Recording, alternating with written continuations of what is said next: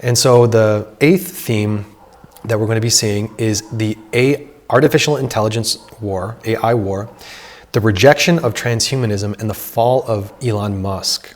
And I would say the fall of tech oligarchs in general.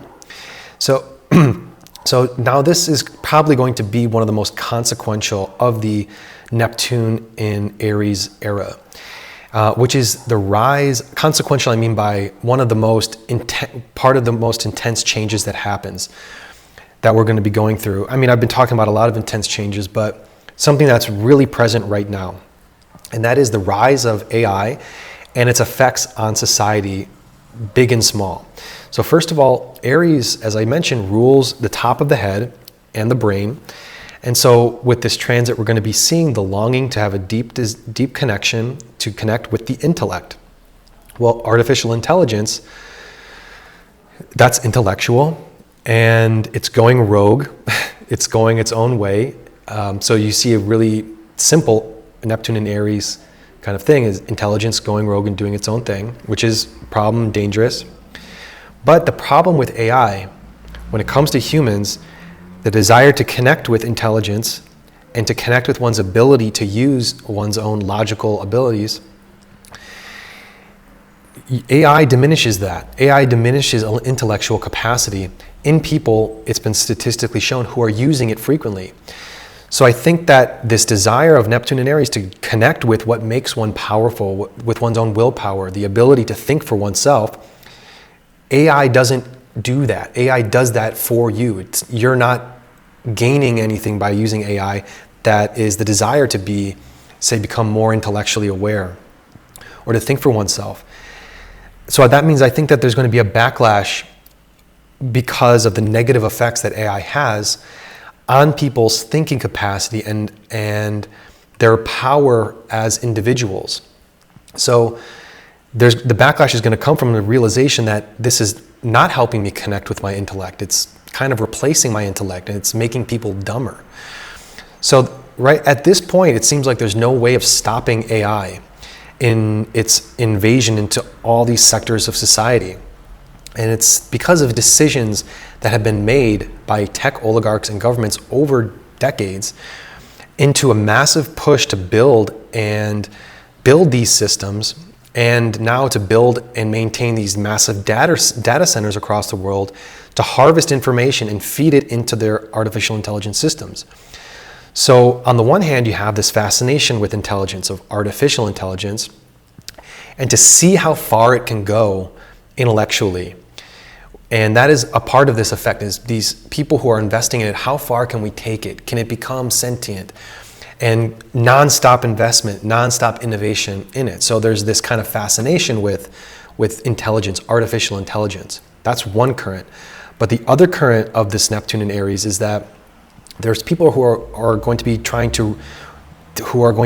to reconnect with their own intellect, which is going to be pushing the reaction against AI.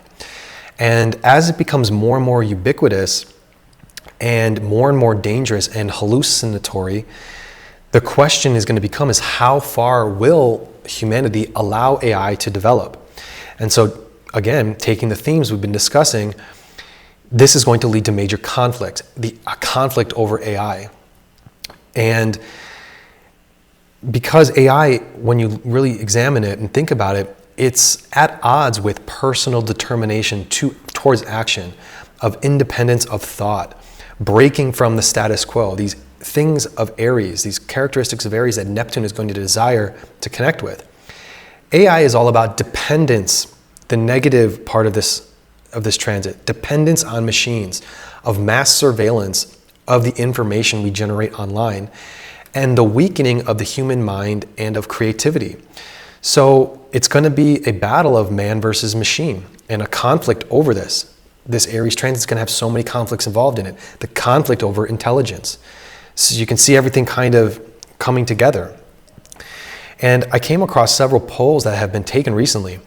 The University of Melbourne published a report called Trust, Attitudes, and the Use of Artificial Intelligence. And in the report, it showed that in 2022, 49% of people were worried about AI systems. And in 2024, 2 years later, that rose to 62%. In 2022, 52% of people would rely on AI systems, but in 2024 that dropped to 43%. So you see people are not as enthusiastic about it as they were when it was first getting rolled out. And now AI is coming for everyone's jobs. And so that is only going to fuel its decrease in popularity. And I think there's going to be even a point in the next 5 to 10 years that if we stay on this path, the creators of AI in Silicon Valley, more money is going to be spent on developing AI than on spending on people.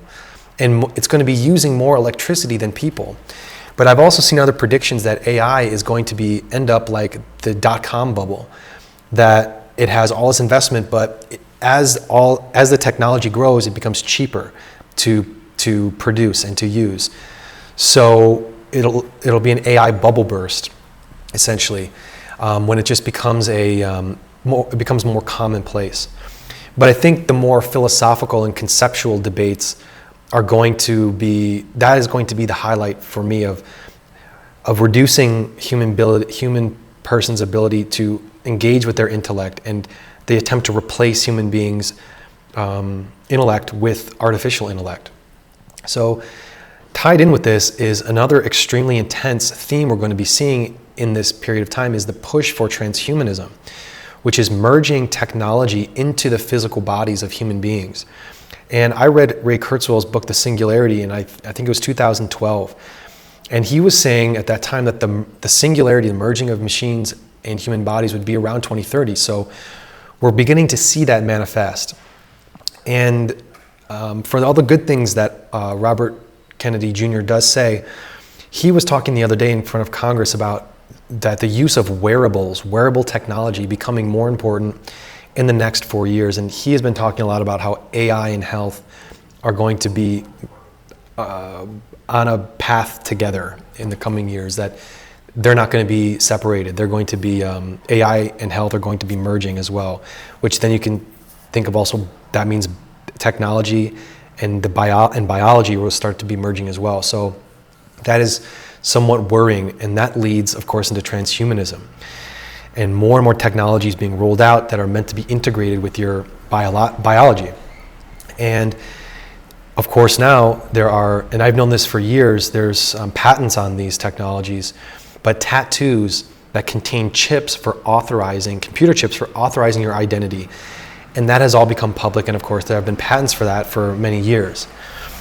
And that's literally a mark on your body that allows you to buy or sell. And that's directly from the book of Revelation. I don't know if there have been many other, maybe in history, marks that you have to have, that show whether you can buy or sell. I can't think of any specifically, but that is the mark. So it's a one-to-one. So the pushback to that is going to be enormous in this period of time. While the institutional funding for things like this, the integration of technology in bodies, and the social programming to integrate those technologies, it's going to be enormous. So the pushback and the push to do them are going to be enormous, which is going to come down to a clash of civilizations between technocracy and traditional human freedom. And so that means also biological independence and autonomy versus globalized surveillance networks. So this Neptune and Aries energy is all about, as I keep saying, about independence of action and the use of our will and energy to affect change in our lives that helps us to live an inspired life that we're desiring to live, and to connect with what makes us unique individuals, to locate our soul's inspiration, and to take risks to live that life. Now that is all at odds with transhumanism. So the more that the technology companies and governments try to push transhumanism, the more it's going to be rejected against. It goes against so much of the Neptune and Aries themes. It goes so much against that inner inspiration, that inner Aries push for freedom and independence. So it's going to cause a lot of radicalization in society and between people of how far are we going to let this technology go. And the big problem is that AI and transhumanism, it dulls the spirit of independent thinking. AI is going to cause the loss of intellectual stimulation the more people use it. But Neptune in Aries is driving people to be more intellectually stimulated rather than to defer your intellect to someone to think for you. It's at odds, which is going to cause, in my opinion, the rejection of it, or the people stepping further and further away from it in support of the healthy expression of Aries, of being independent. So you combine that into Elon Musk, and Elon Musk attempting to popularize his Neuralink project, and this and many other attempts he's been making to integrate technologies in intimate ways into our lives is going to be a bridge too far for people. So I believe he and the other tech oligarchs are going to have a huge fall in popularity and prestige as this transit continues on. People are going to see through their attempt to hijack them and hijack their body autonomy and their independence of thought and action, and to push more and more AI. And what that does is it removes or diminishes that raw human ingenuity, intelligence, and creativity. So right now, Elon Musk is he's extremely popular with a lot of people, but as we see the real plans come into fruition, the technocracies, they're going to become extremely unpopular because they're going against the spirit of this transit of Neptune and Aries. And so that leads us into the ninth theme, which is the threat of technocracy and the Spartan lifestyle. So many people are going to be driven into poverty as trillions and trillions of dollars are spent in research and development of AI machines, people losing their jobs, people losing their research grants, funding all around, people losing all these things because of computers. And so people are going to be forced to cut back in their lifestyles and live a more sparse existence. So sparse existence, that's not necessarily bad. Having less is not necessarily bad. They say you'll own nothing and be happy. Well, it's not that you will own, that is a plan, but owning nothing is not necessarily a bad thing. Not owning nothing, let me rephrase that. Owning less, having less material things is not necessarily bad. If you own nothing, yeah, that's a communist dystopia. So I don't mean to compare it with that. But what I'm talking about is living within one's means that requires less physical attachments. So Mars and Aries, the sign it rules, Aries has this inherent human capability to live a Spartan lifestyle. And Spartan means to not have, because when the Spartans went off to war, they had only their swords and shields and the bare minimum. So living with the bare minimum, the ability to live on the bare minimum and survive off of your own energy, basically. So there's going to be this rise in not needing as many physical comforts and material prosperity for a person to thrive, not just to survive, but to thrive, to do well. And I think, so this can be very healthy. Don't misconstrue it as something that poverty is good. It's not that poverty is good. Abundance is great, but it's not meaning that you can't be abundant and also live with less material attachments. So we can expect a renewed sense of mental toughness, as well as a rejection of materialism, and sometimes out of absolute necessity. But because of the growing poverty, and as I was saying, the rise of AI and the threat it's having to the real economy. But all other people getting this realization that minimizing one's material footprint, you gain more freedom of movement and a sense of independence. And as I said, the idea of being independent and free is going to be a major call for people internally.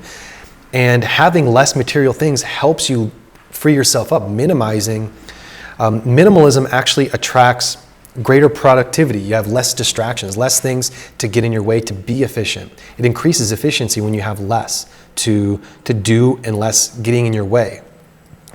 So on a more national and international level, I think there's going to be a new movement questioning, why do we need this? This is playing into the Elon Musk theme, as I was just talking about. So for example, why do we need to shoot giant rockets into the sky? Why do we have spending on NASA? We have all this spending on Elon Musk's space company. So I think Elon Musk's popularity is going to be one of the first that falls, because First, because of the Neuralink trying to chip people in their brain, and seeing the, the vast opposition to human autonomy with that. But also with, why are we trying to colonize Mars? Billions and trillions spent on that. That goes against this Spartan lifestyle. Do we need that? Why am I paying for that? Why are taxpayers subsidizing that? So there's this kind of mentality that's going to grow within people that we don't need this to survive. Less is more in this sense. We're looking at massive government spending on AI and going to space and questioning, how is this helping society at all? You want to go to other countries and spend all this money on other planets. We've got problems here now. And I think there's going to be this drop off in NASA as well. NASA is going to become like, what are we doing with this? We don't need rockets in this way. Maybe there's some technologies we can use that improve our lives, that they produce, but other things, shooting off rockets just to shoot them off like Jeff Bezos, is going to just be seen as this excessive past. And this kind of interior drive of people to say, look, we don't need that. That's not helping us. Less is more. And that is kind of the theme, is less is more when it comes to the Spartan lifestyle, which is what Neptune in Aries is going to help do. And the third thing why I see why Elon Musk's fall as inevitable, and in other extent the other tech oligarchs, but for him, is that the Doge project that he had, while on one hand it was to cut waste and inefficient spending, which was a good motivation, but I think there was another motivation that he had, which is that he wanted access to all the government data in its unfiltered and pure databases, so that his AI systems could record and eventually his companies use all of that AI. So I think there was a corrupt reason why he wanted to do Doge. And I think there's going to be a sense of a huge breach in trust in that way, but also his pushing of the transhumanist agenda. And that is going to eventually cause his eventual drop in popularity. But I think there's other tech oligarchs that are in his, like Peter Thiel, and there's others who are going to be looked at it with a lot of suspicion as so disconnected from the reality of real people on the ground, and that people don't actually want what they are offering society, the AI transhumanism. So this last theme is about this theme of Neptune and Aries, about this imposition of technology into our lives, this battle and this conflict over technocracy, and a sincere reflection on people, within people, about technology infiltrating and also threatening their bodily autonomy, their intellectual autonomy, and interfering with their ability to initiate and to have independent and direct, to be able to commit to independent and direct action in the world. We're being hindered from being able to do that. This transit is all about harnessing that ability to do that, harnessing Aries and really being able to create meaning in your life from harnessing those abilities that we have. AI and transhumanism are making things too easy and convenient, but Aries is about doing the hard things, the difficult things. And so this is going to be a time when people are having to make the hard choices of whether to go it alone, to go rogue, to be a trailblazer, going against the grain. And that's going to be more attractive to people and ultimately more fulfilling than taking the easy way out of AI and transhumanism. So people are going to say, you know, I'd rather do something that's harder because it's going to be better for me. We've been on the lazy river for too long, and it's time to really take power back in our own independent ways and to become more self-sufficient. And there's going to be a deep desire to do that. But in order to not allow this transit to be unhealthy, it's all about not allowing us to seek ultimate meaning in self-sufficiency. We always need the help of other people in some way, shape, or form in our lives. That balance to Neptune and Aries is about knowing how to make healthy trade and to be mutually cooperative with other people, to be self-sufficient, but also know how to create win-win situations with other people. So that's the final theme of Neptune and Aries, and I hope you enjoyed this video. If you have any questions or thoughts about what other characteristics this transit can have. I'd be really interested in hearing about them. And I'm going to be updating more from all of these basic themes. I'm going to be updating as this transit goes along and see how we're going and see how these themes hold up. And as we see emerging other important cultural and individual themes that kind of are offshoots of the central desire of what Neptune and Aries is permeating within people of. What is that? It's all about finding out what is that initial urge and getting that as the foundation, and then we can start to see the different manifestations of it. So thank you for watching, and hopefully to see you in the next video.